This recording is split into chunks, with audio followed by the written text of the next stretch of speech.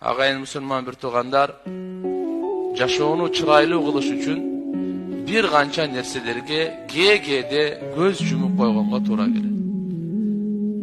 Анча-мынча сөздөргө, анча-мынча кишилерге, анча-мынча иштерге, анча-мынча окуяларга кээде көз жумуп коюп эле унутуп койсок, Кудай кааласа жашообуз кооз болуп чырайлуу болот. Ар бир сөзгө, ар бир ишке ошого кыпчылык, кармап, жооп берип, тирешип, эсептешип, сөзүңө жооп бер. Ал менен туугандар жашоо жакшы болот. Инсандан ката кете берет. Инсан деген кемчилдик, ката күнөөнүн жыйнагы. Ошондуктан биз өзүбүз кечиргенди дагы билейли, кечирим сураганды дагы билейли. Ким өзүн төмөн алганда Алла Таала дайыма көтөрөт.